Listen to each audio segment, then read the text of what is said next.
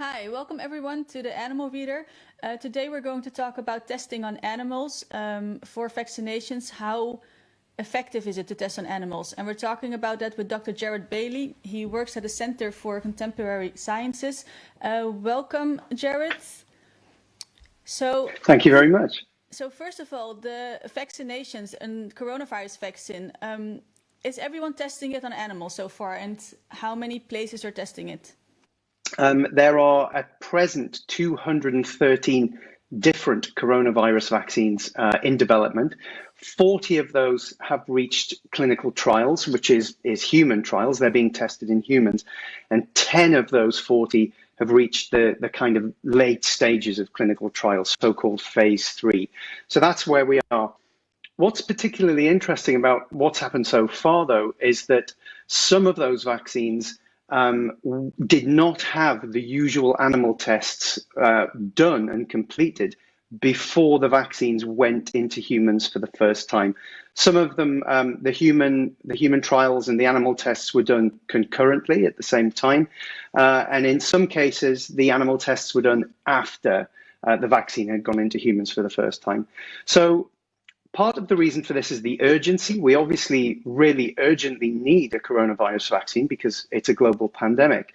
But I think what it illustrates is that if animal tests really did a good job of predicting human safety of new medicines and vaccines and human efficacy, if new medicines and vaccines actually were likely to work in people, then the animal tests would have been done first before they even went near humans, and they weren't. And I think that tells us an awful lot. But secondly, when you test new drugs and new vaccines in animals, and that includes rodents, rats and mice, and it includes a non-rodent, and that's usually a dog or a monkey. When you have that data from animals, it tells you very little. It's really not very predictive at all about what that drug or what that vaccine will do in human beings. And that's particularly true when you have a negative test. So for example, if you're testing a new vaccine and it looks as if it's safe, it's not going to cause any nasty adverse reactions, it looks as if it's safe in animals, statistically, that's telling you next to nothing about how likely it is to be safe and free from adverse reactions in humans. So the point is, scientifically, we know that animal tests aren't good predictors of safety and efficacy in humans, and that those animal tests, therefore, are a huge waste of time, a waste of animals' lives, so huge ethical problems there, a huge waste of money, and we really, really don't need to do them. What we need to do is effective human-specific testing to be as sure as we can about safety and efficacy before a new drug or a new vaccine enters clinical human trials. And you recently wrote a paper where you tested from 1995 everything that's promised then, like the cure for cancer, the cure for obesity, the cure for Alzheimer, and all of those tests were done on animals. And now we're in 2020, 25 years later. What were the results? Yeah, that was my last paper, and it reflects a lot of other evidence out there in the scientific literature that animal experiments, the data we get from animal research, very rarely translates to human benefit. It almost always fails in that translational process from animals to humans. So what it showed was two things. Firstly, when you read about the results of animal research in the national media, this was in the UK national media, you see all sorts of exaggerations. You see, we will have a cure for Alzheimer's in 5 years. We will have a cure for cancer in 2 years or 3 years. We will have a treatment for this in 3 years. Huge exaggerations. And they very, very rarely come to pass. The exaggeration is off the scale. And that's not right, because it gives people false confidence in animal research, confidence that really should not be there. And the second thing is, we knew that animal research was exaggerated because we followed that research from 1995 up. 20 plus years later, had any human benefit really come from that animal research? And with one exception, we looked at all 27 major breakthroughs in the UK national press in 1995, and only one of them translated to human benefit. And there were some serious caveats with that. and that was a bone cement. Everything else, multiple sclerosis, Alzheimer's, obesity, diabetes, all sorts of other things didn't come to pass. And so this really asks us serious questions about what we're doing when we're researching on animals. How reliable is that? How predictive is that? How necessary is that? How human relevant is that? And we know from other statistics. So, for example, this is many of your listeners will know this. More than 90% of new drugs of all different kinds that appear to be safe and effective in animals fail in human trials. They don't even get through clinical trials. And even many of the drugs that do make it are later withdrawn, or they have warnings put on them because of adverse effects not seen in animal tests. There's no way to dress this up as anything other than a failure. And so the animal welfare is obviously one side of the argument. 200 million animals or so are used in science every year, and that includes hundreds of thousands of dogs and many thousands of monkeys, and it used to involve chimpanzees in the United States. This is a huge ethical problem, but it's also a human ethical problem, because if we're not using the best scientific tools to tackle human diseases, to understand human diseases, to find treatments and cures for human diseases, then we're letting down people who will need those treatments and cures, people who don't want to see their loved ones suffering from these diseases. So the scientific perspective on this is that the best science isn't being done.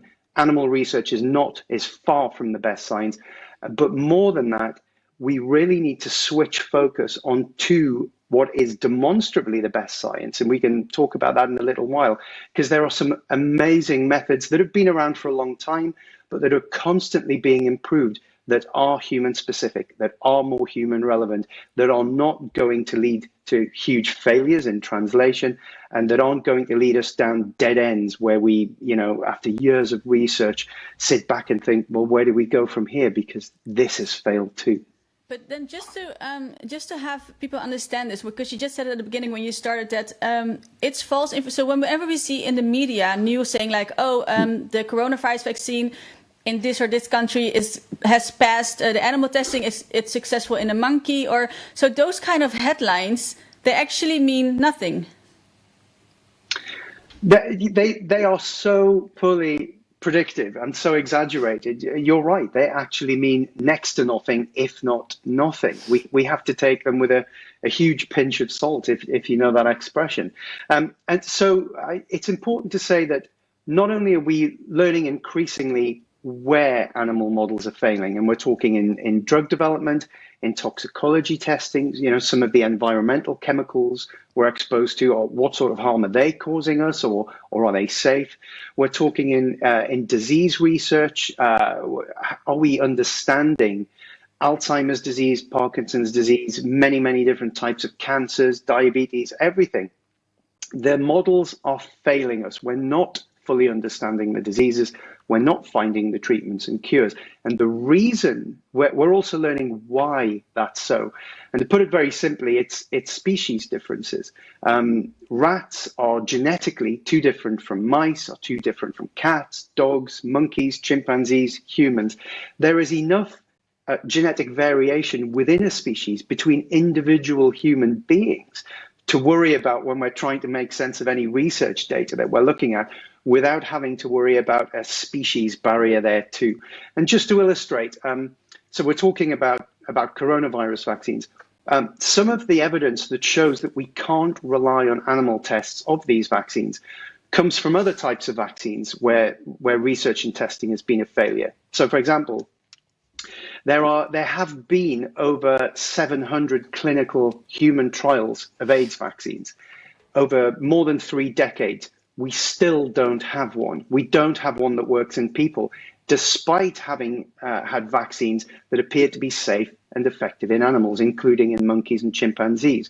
We've been looking for a hepatitis C vaccine for about 3 decades as well, and we still don't have one. The failure is there for all to see. And I'm not underplaying how difficult it is, how difficult it can be to develop vaccines. This is a very difficult scientific problem.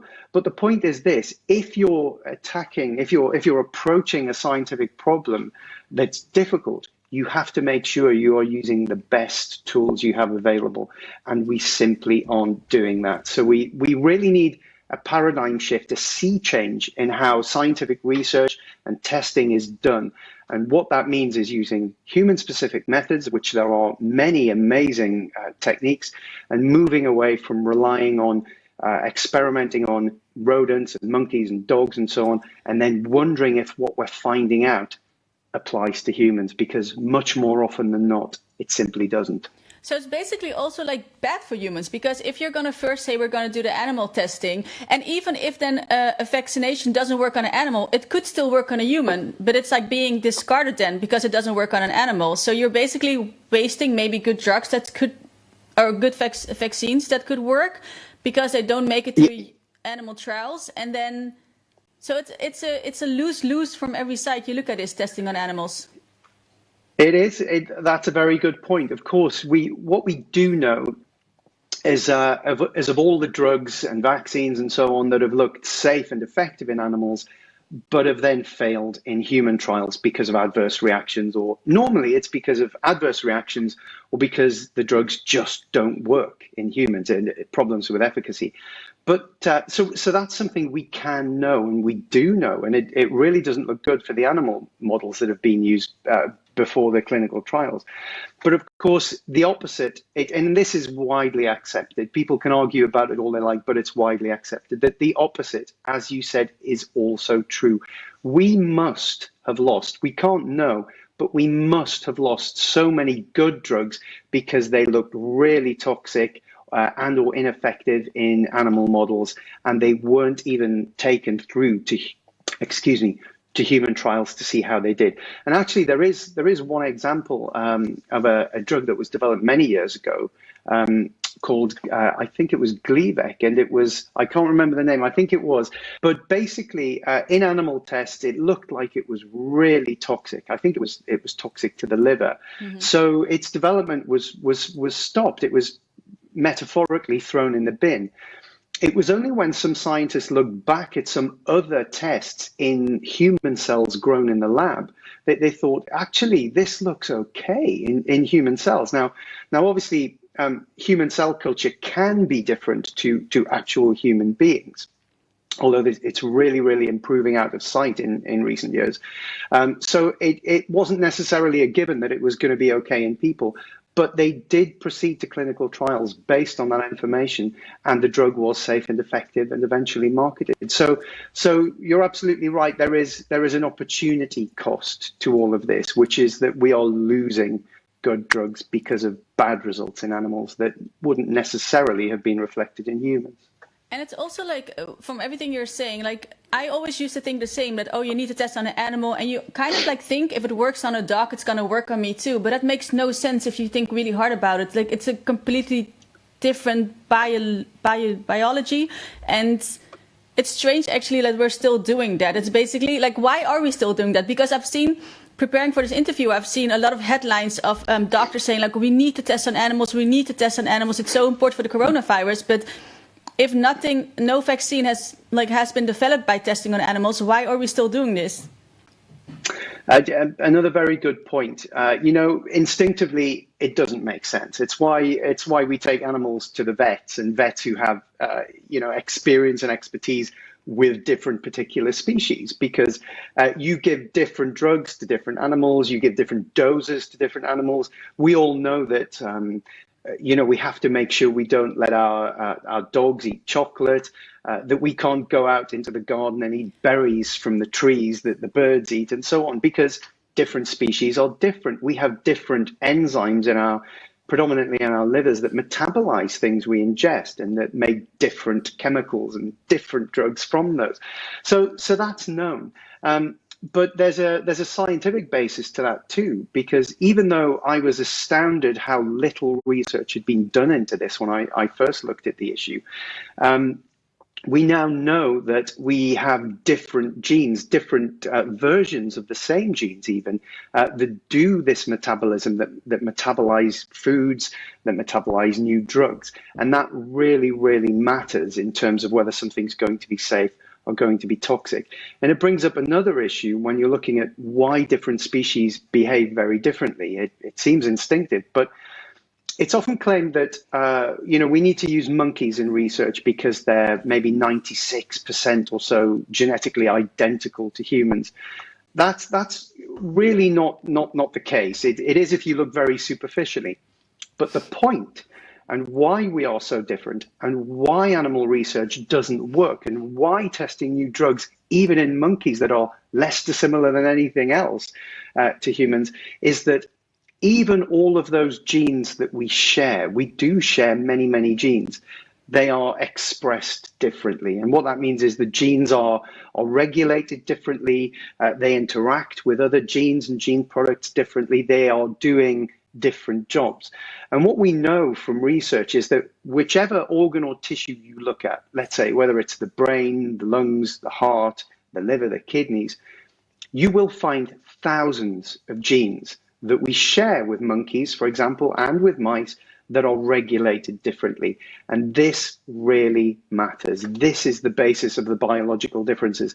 This is why we cannot take any experimental scientific data from one type of animal and reliably apply it to another species of animal. It simply isn't predictive. It's too difficult to extrapolate between species, and it's really unscientific to do that and to claim that we can. There are much better things we can do. And we obviously don't have any footage from coronavirus testing, but monkeys are being used a lot. So we're going to show some footage of a different test, but it's on monkeys. Because I think what we keep forgetting is that when we say animal testing, there's actually an animal behind it. It's a living being. It's an animal that wants to be free and run. And this is a test in the States on monkeys. What you're watching was recorded by experimenters in the laboratory of Eleanor Sullivan at the Oregon National Primate Research Center. These are some of the more than 6,000 monkeys imprisoned there. This footage depicts what is known as the human intruder test. Here, terrified infant Japanese macaques not even a year old are taken away from their mothers or friends. They're put into an unfamiliar room and locked in a small, barren cage. This alone is terrifying to a young monkey. An experimenter then walks into the room and stares threateningly at the monkey, an aggressive act that makes young monkeys fear they will be attacked. The experimenter so traumatized the monkeys that some desperately flung themselves around in the cage. Others froze, too terrified to move. Some cried out pitifully, or searched for an escape, or showed signs of submission to try to elicit reassurance that the intruder wouldn't harm them. Still, others engaged in repetitive motions called stereotypic behaviors, a sign of extreme psychological distress. Why were these experiments conducted? Sullivan wanted to see if feeding the pregnant mothers a high-fat junk food diet would affect the way their babies reacted to a threatening human intruder. Sullivan raked in a whopping $5.2 million of your tax dollars between 2011 and 2019 alone. These are just some of the many cruel experiments on monkeys that PETA has documented at this facility. Enough is enough. It's time to shut down the Oregon National Primate Research Center. These are monkeys in the States, and for people to understand this, monkeys being used in any animal, they're basically locked up 24/7, and they're treated as objects that we just do random tests on. And like you said already, those tests they say something about the behavior of these monkeys, but it doesn't say anything about the behavior of humans. Yeah, I think it's important to realize that the way you discover what animals are subjected to in a laboratory is from footage such as that, is undercover footage. You don't discover what goes on when you announce a visit to an animal lab and they have time to prepare and what have you. You don't discover what goes on in a laboratory that uses animals from the footage that they themselves put out, which is very sanitized. And again, the science tells us exactly what's going on. Non-human primates in particular, monkeys and chimpanzees, when they were used in the United States, so many chimpanzees were purpose bred for HIV/AIDS research in America, and many were used in quite horrific experiments until it was realized that chimpanzees, humans' closest genetic relatives, were not good models for HIV/AIDS, because even though you can infect chimpanzees with HIV, they don't get AIDS. Something very different biologically is going on. And that, in part, was a reason for why we're at more than 700 human trials of AIDS vaccines and counting, and we still don't have a vaccine that works in humans. So the reason I mention this is that some of my colleagues at the time working on this campaign for chimpanzee research discovered that by human diagnostic criteria, many of the chimpanzees in labs, and the same is true for many monkeys in labs like macaques, by those diagnostic criteria, they suffer from post-traumatic stress disorder. This has serious psychological and physiological consequences, particularly for non-human primates. You saw the stereotypical behavior, which is a really terrible sign. They self-harm, they bite themselves, they pull their fur out, and so on. This is not a type of research that's just not harmful. You're not doing research on beings that are very cognitively advanced, very emotional beings. You're not doing research that isn't causing them serious harm, and that is acknowledged as serious harm. For example, in neuroscience research, where you effectively take the top of a monkey's skull off and put electrodes in their brain and recording apparatus, and restrain them in chairs, restrain them by the head, and so forth. There really is some biomedical research goes on that has very high welfare costs. But I'd just like to add before we move on that there's another dimension to this. And again, this is actually one of the papers I published that is it's still getting the most attention, and it's the effects of stress on animals in laboratories. So it stands to reason that animals in labs are stressed. People do work to try and reduce that stress, but they can only do it to a certain degree and in certain circumstances. Very often, there's not much they can do to mitigate that stress and its effects. But it's not just a welfare issue. The science shows that stress, which comes from being in a cage, being in a laboratory environment, seeing people who you know are going to do various procedures on you, draw blood, restrain you by the neck, and so on and so forth, lighting, sound, different foods, all of these things can be stressful. Seeing cage mates and other animals having procedures done on them and so forth. All of these procedures, all of this life in the laboratory causes genetic changes in gene expression that alter the function of, for example, the metabolism. So you will metabolize drugs, possibly even drugs that are being tested. You will metabolize them differently. It changes the immune system. So if you're studying an infectious disease like coronavirus, for example, your immune system will behave very differently compared to the same type of animal that isn't chronically stressed in a laboratory. So the point is, you can't even apply very often data that you get from these chronically stressed animals to the same animals that aren't in a state of chronic stress. Never mind trying to apply the data you're getting from those stressed animals to human beings.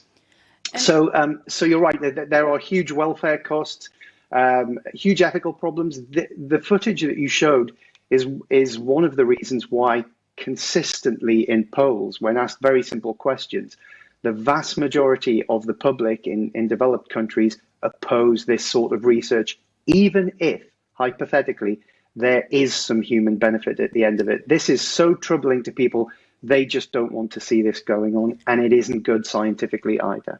And you just mentioned already the stress. Like this is a monkey, and most people don't have an animal at home that's a monkey, but a lot of people have dogs, and dogs are being used. I think it's almost 200,000 a year in laboratories. So we're going to show footage from PETA again of dogs.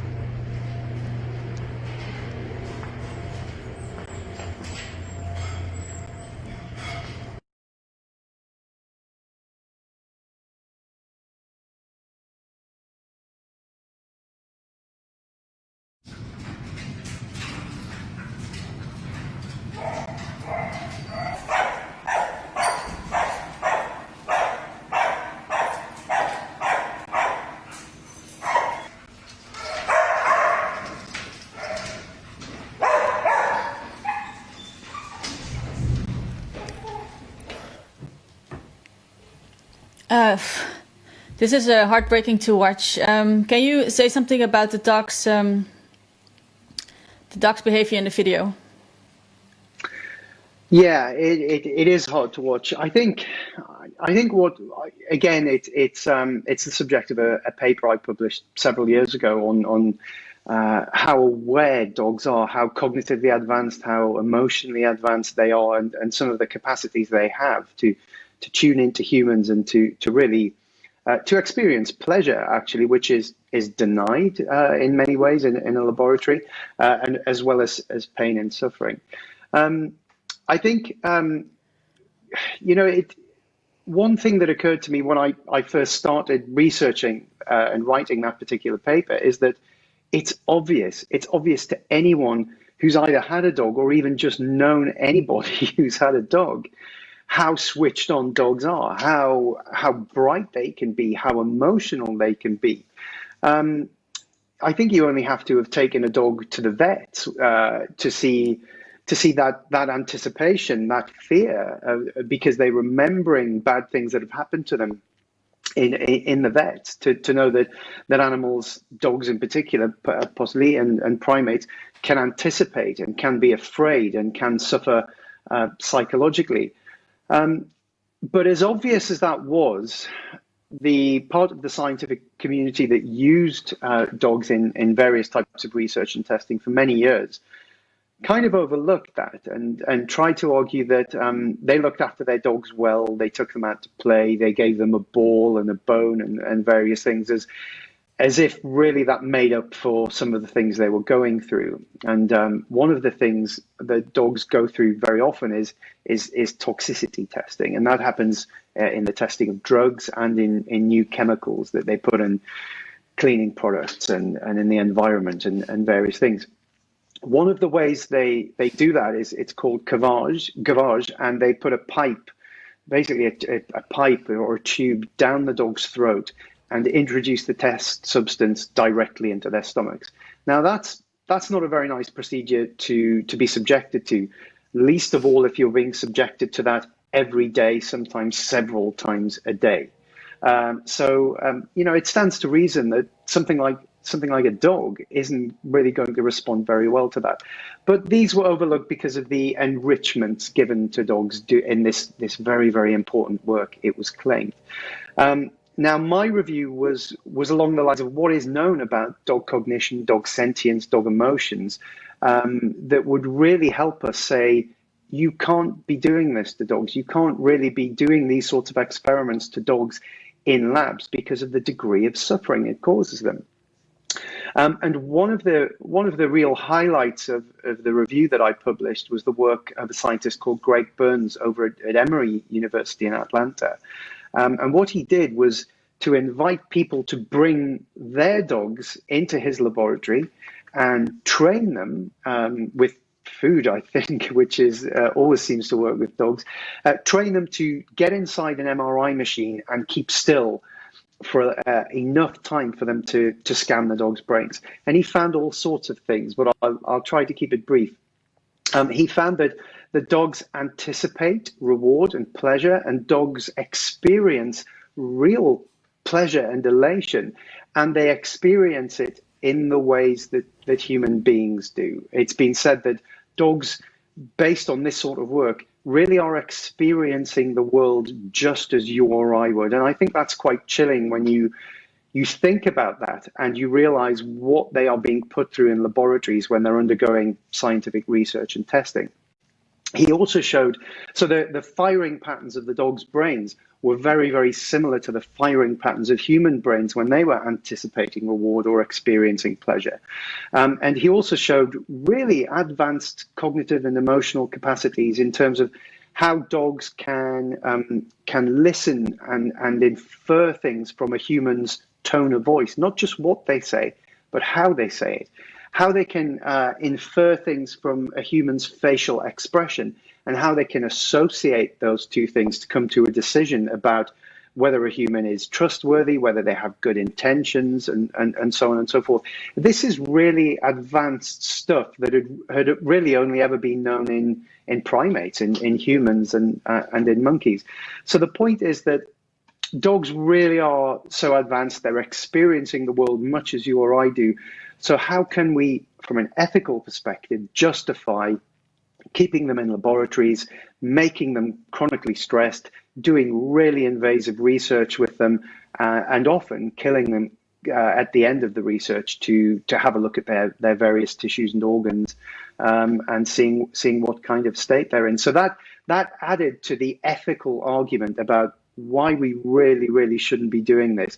And then, of course, the argument moves on to what we can do instead and the type of humane and human-specific research we could and should be doing instead. Yeah, because we're going to get to that in a second, but what you're saying is that they look so much like us, but our genes are still different. So doing any tests on them, you cannot say anything about it, because if you do a test on a dog and it's effective, it will not be effective on me. But because they are so similar to us, it's so extremely cruel to do this to them. Like, we have experienced during coronavirus, being inside for like a month is horrible. And we do this to animals, putting them in a cage for years and years and years. And then, like, seeing that of the footage of the dogs, and everything you're saying, it makes absolutely no sense to be doing this to animals. And there are alternatives, and your company offers those. What do you guys do? Or what is the alternative? Well, yeah, I mean, to quickly go back to what you're saying, you're right. The first of a series of 4 papers I published with some colleagues looking at drug testing in animals looked specifically at dogs. And what we found is that when you get a result from testing a new drug in dogs that suggests that drug is effectively safe, there are no adverse reactions with it, it gives you what's called no extra weight of evidence to what you already know about that drug regarding the probability or the possibility that that drug will also be safe in humans. And of course, this is it's huge ethical and financial costs. So we really don't need to do that at all. And then, of course, the genetic differences that we've already spoken about come in there as well. And we know those genetic differences. We know why the dog isn't predictive enough for humans. And then the ethical work that we've already spoken about kind of really underlined that the harm benefit assessment that is done when some animal research is approved, and there are many faults with it that we don't have time to go into. The harm caused to the dogs is much greater than is commonly appreciated, and the benefits to humans are much lower than is commonly appreciated, and that really tips that harm benefit balance way past acceptability or scientific justification. We simply shouldn't be doing it. And then, of course, that leads us on to what better science is already out there that we should be doing instead. And I'm very happy to talk about that. Would you like me to go straight on to that? Yeah, straight. Yeah. Okay. So, I mean, it's incredible. I think back to my research, which, so I spent, after my PhD in genetics, I spent 7 years researching human premature birth, asking the question, why do some women have their babies too soon? Because that's a huge medical issue. It can have lifelong consequences for the premature baby. Now, I did that research using human tissue. I was collecting it from the hospital where I worked. I was looking at that tissue and growing that tissue and doing various things with it, trying to see any genetic switches, any genetic changes as you moved from not being pregnant to being pregnant and then being in labor and actually having your baby. Now, it was during that time that many people working on the same issue were using animals, all sorts of different animals, sheep, monkeys, rats, mice, and so on and so forth. And they were finding different things in different ways. And there are established differences in hormone levels and how you go into labor, depending on what species of animal you actually are. And that got me to wondering more widely about, why research was so centered on using animals, which we haven't really addressed, but it's predominantly habit, money, personal and institutional lock-in to a certain way of doing things, pride and hubris. There's many different reasons for that have been discussed and published if anyone wants to read about it. But to answer the question, which is a really, we're at a much more exciting time than when I was growing human cells in the lab 15, 20, 25 years ago, because those cells used to be grown in a plastic flask. It's called a monolayer, just in 2 dimensions, a layer of human cells on the bottom of this flask. Now, they're still human cells, and you can still do an awful lot with them, learn an awful lot from them, and they're still human. So your research is still much more human relevant and human specific than doing something with a rat or a mouse or a monkey. But time has moved on now, and there are some amazing technologies out there that are already proving their worth. So it's now very common to do 3-dimensional human cell and tissue culture. So you can now grow things called organoids. These are tiny, microscopic, kind of mini human organs. So our organs, of course, are made up not just of one type of cell, of many different types of cells. And what you can do now is grow 3-dimensional, structurally, functionally faithful mini organs in terms of comparing what you've got in your dish with what your life-size organs are doing in a real human being. And you can do that with brains and with lungs and with kidneys and with livers and with hearts and so on and so forth. These kind of brain organoids show neurological activity. They've shown that coronavirus can infect neural tissue and the brain, and we know that. They've shown it can infect the heart. We can now grow microscopic human beating hearts. We can have mini human livers so you can't just research human liver disease and heart disease. You can use those mini human livers to do metabolism, to metabolize the drugs in drug testing we've spoken about. People are putting these things on chips. You now have organ and body on a chip, something the size of your smartphone. You have a blood substitute circulating between your your tiny human livers and kidneys and brains and hearts and lungs. And all of these techniques together are human physiologically relevant. They're human specific research techniques. These types of advanced cultures are working, functioning, are organized like real human organs, and they're used in all sorts of many different areas. They're already proving their worth in Alzheimer's and Parkinson's research, in many different types of cancer, where the microenvironment around the tumor is much more faithful to how it is in a human patient than if it's in a mouse, for example. So these are the technologies that are really blossoming and burgeoning now. There are many millions of dollars and pounds and euro being invested in these academic groups, developing these technologies, using these technologies, biotech companies all around the world who are selling and marketing these technologies. You can now buy these chips and plug them into a machine in your own lab and do your own experiments. One of the companies has just licensed their technology with the FDA, the US Food and Drug Administration, to use in drug development and in drug testing. This is where it's going. Everywhere you look in science, in biotechnology, what the investors are doing with their money, what the funders of research and testing are starting to do and really wanting to do, everybody appreciates that this is the paradigm shift. This is the sea change that needs to happen, and needs to happen as a matter of urgency. So that's why the group that I work with now, the Center for Contemporary Sciences, was set up this year. And what we plan to do is to try and provide confidence in these technologies, in these scientific approaches, in the people that need to have the confidence, in the people who are funding the research and the testing, in the regulators who are approving the new drugs. We want to try and educate early career scientists, right from high school up into to early postdocs, that this is where science is going. This is where it's going to be. This is what you can be involved in. We're planning scientific workshops to try and see really what can we do in all of these different areas of human disease research using these human specific methods. Forget about the animal models, because we don't need to think about them. We're going to have policy programs, so we speak with legislators and politicians who have the power to change their requirements, to change the funding, to change where science is going. So this is what we're going to do. We're helping investment, venture capital.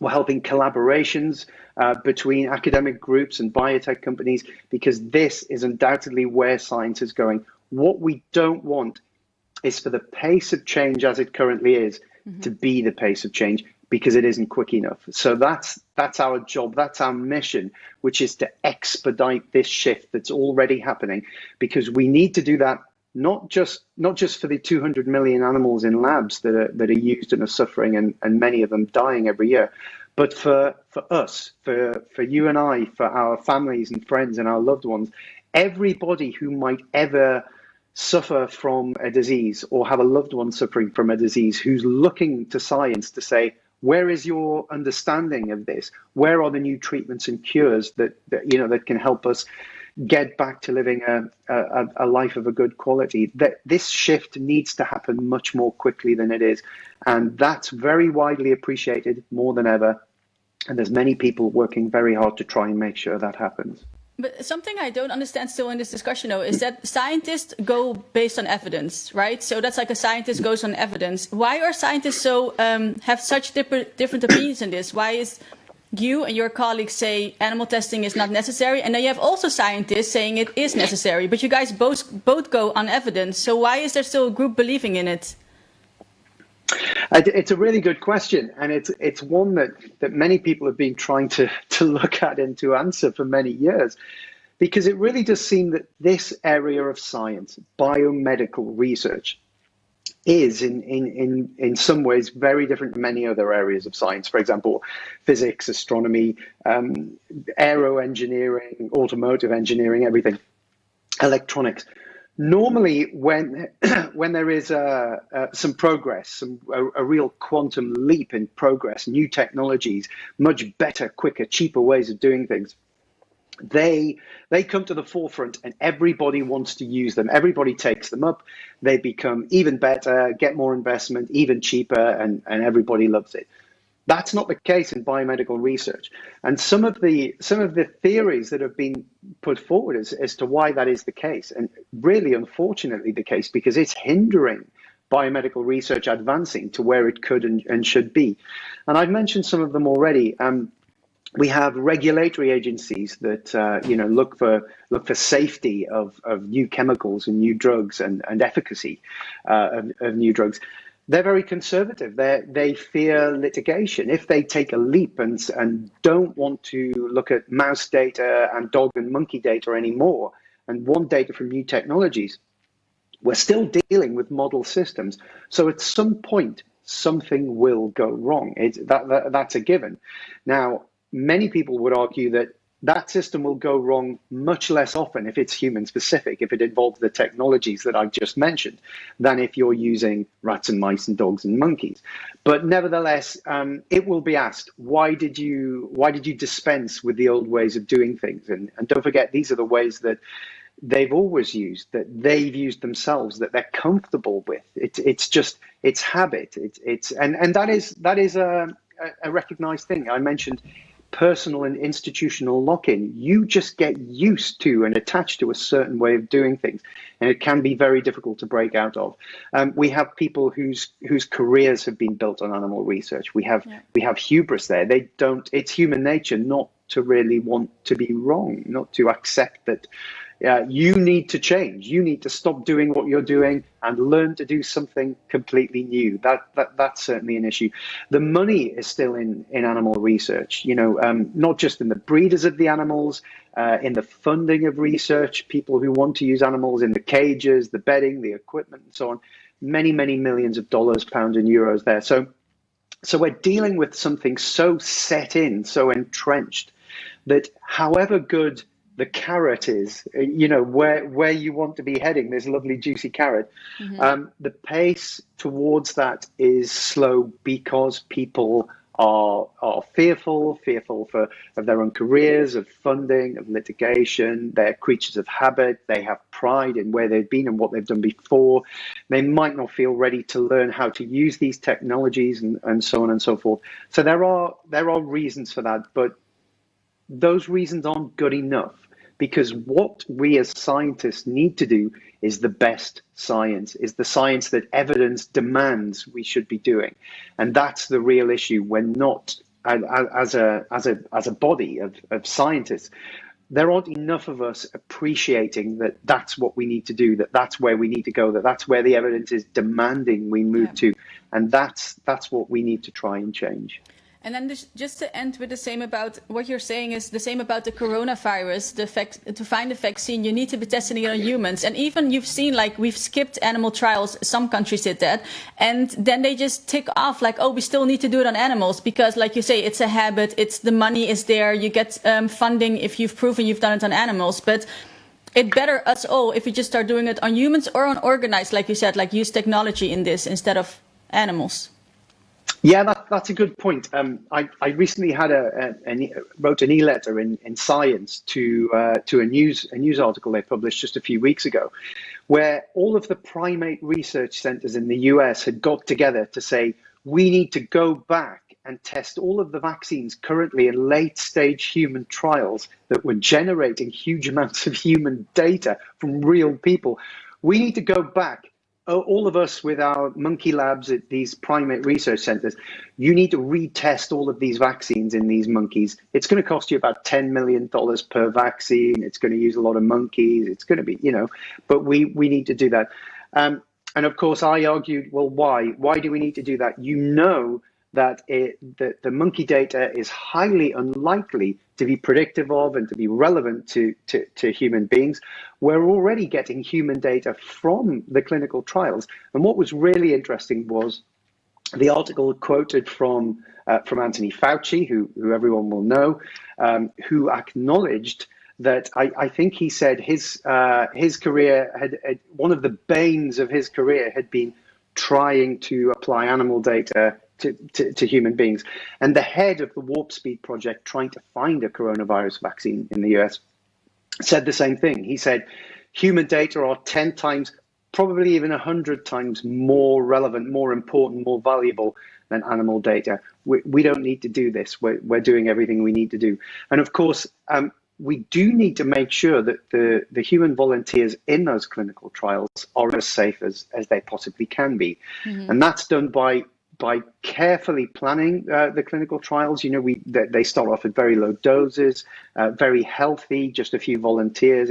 They're very carefully regulated, but even those volunteers are protected by the technologies we've spoken about. They're using lung organoids and lung on a chip technologies to look at how coronavirus is infecting cells, what it's doing to those cells, and not just lung organoids, many others as well.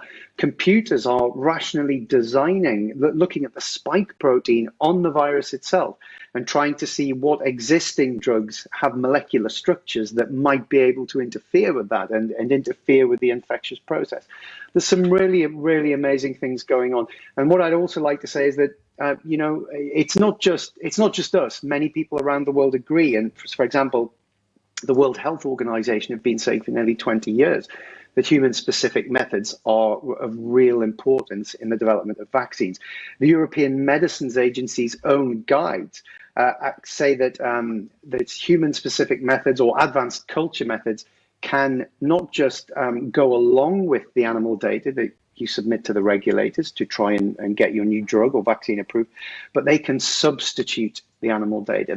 That's the level we're at. This is where we're getting amazing human-specific data from these methods that the European Medicines Agency have said can substitute the animal data. But there's still a reticence. I've heard it said from people in the pharmaceutical industry and regulators themselves that pharmaceutical companies are still doing the animal tests and still submitting the data from the animal tests to the regulators just in case they're asked for it down the line and they don't want to have to go back and spend time and eat into their patent for the new drug doing the tests.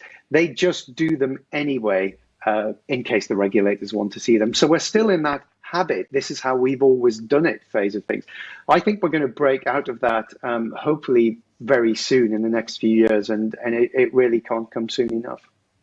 I agree. I hope they're gonna stop it soon. And from what you're telling us, it should come soon. It's scientifically based. So testing on animals basically is, from everything I've learned from you, basically is useless. It's just something we do for the money as a habit. We think we should. It's egos, everything.